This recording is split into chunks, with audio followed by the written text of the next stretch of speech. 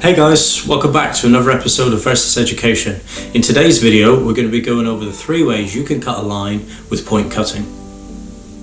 So before we start, we're just going to have a quick recap over the technique. So grab your scissors and comb and hold them parallel.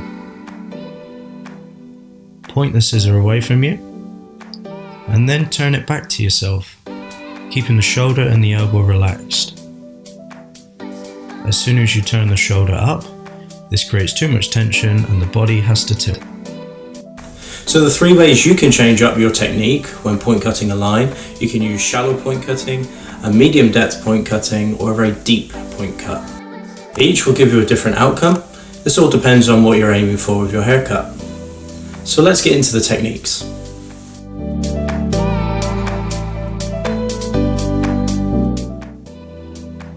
So for this technique, we're going to find our desired section and we're going to clip away any unnecessary hair.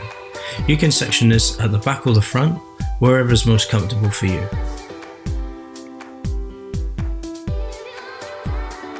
We're then going to find our desired length and we're going to shallow point cut.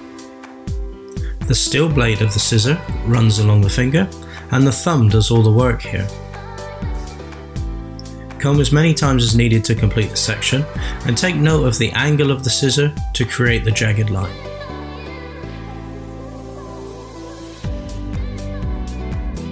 So when using a shallow point cutting technique, you'll get just enough texture to loosen up the line. You might want to use this technique for a client who doesn't particularly like the idea of having their hair blunt cut, or for a client with a finer textured hair.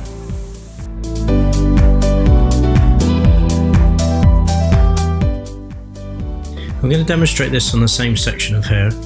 We're going to pick up our section and we're going to find our desired length. This time we're going to leave a little bit more space between the fingers and the ends of the hair so we can create deeper point cuts.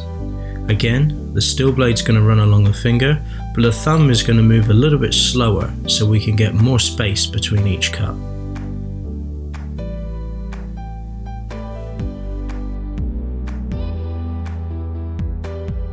So when you're using a medium depth point cutting technique, this will give you a little bit more texture, and this is where things start to get a little bit creative. You might use this on a client where you know you want a lot of texture, but you're not actually going to use a more parallel texturizing technique. This is all down to the weight of the hair and the type of hair you're cutting.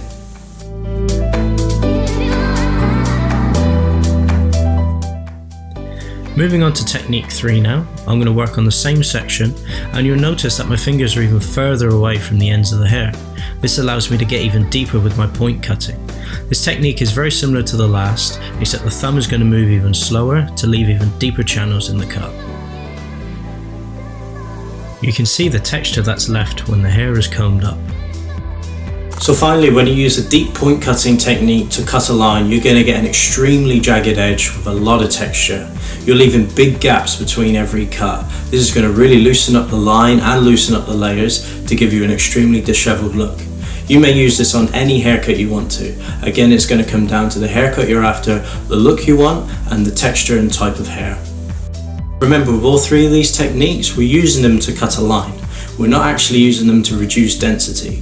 If anything, in some areas, we can actually add some density, which can be a great tool to have. The difference here is the scissors will never actually be parallel to the hair shaft. This allows you to remove the length and create the line how you see fit. So thanks a lot for watching the video. I hope you could take something away from this, whether it's something small or whether you learned a whole new technique.